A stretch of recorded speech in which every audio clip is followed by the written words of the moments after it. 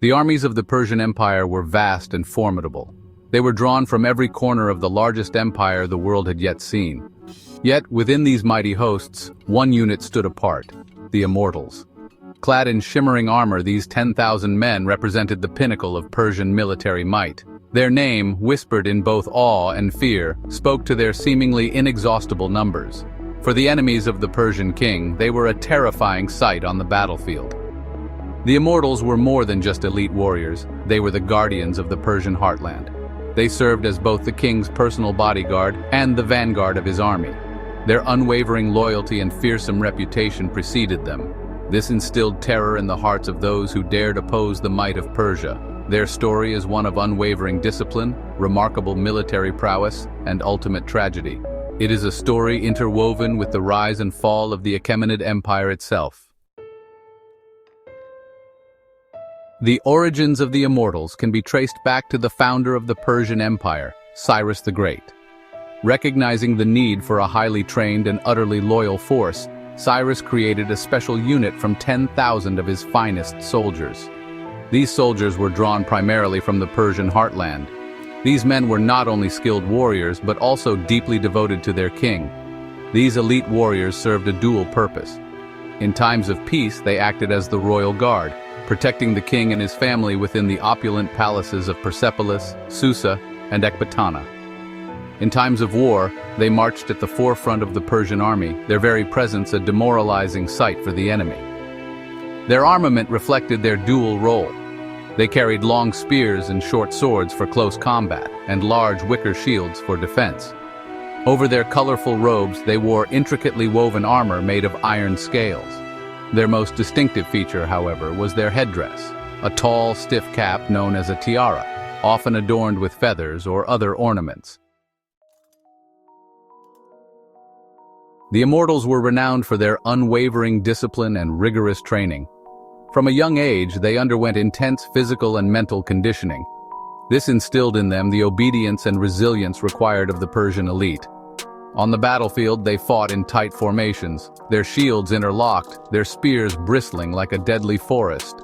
This formation, combined with their unwavering courage, made them a formidable force, capable of breaking through even the most determined enemy lines.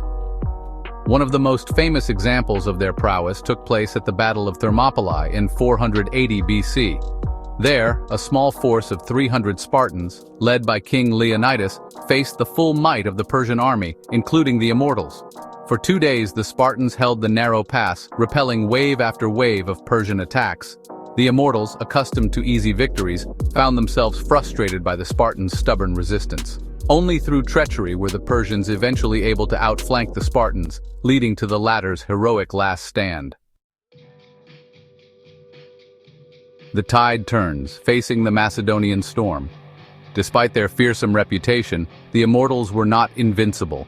The rise of Macedon under Philip II, and later his son, Alexander the Great, heralded a new era of warfare, one that would challenge the supremacy of the Persian Empire. Alexander's Macedonian army was a well-oiled machine, its core comprised of disciplined, heavily armed infantry known as the phalanx. At the Battle of Granicus River, Alexander faced the Immortals for the first time.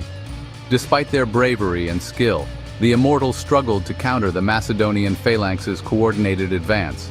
Their rigid formations, so effective against other armies, proved to be a liability against the more flexible and aggressive Macedonians. This initial encounter foreshadowed the eventual decline of the Immortals. It culminated in their decisive defeat at the Battle of Gaugamela in 331 BC. There, despite their valiant efforts, they were overwhelmed by the Macedonian army, marking the beginning of the end for both the Immortals and the Achaemenid Empire. Enduring legacy, symbols of an empire. With the fall of the Achaemenid Empire, the Immortals faded into history. Yet their legend lived on. Their name became synonymous with Persian military might and imperial ambition. Their image, preserved in stone carvings and colorful reliefs, continued to inspire awe and fascination. The Immortals, in their unwavering service and ultimate sacrifice, embodied the very essence of the Persian Empire.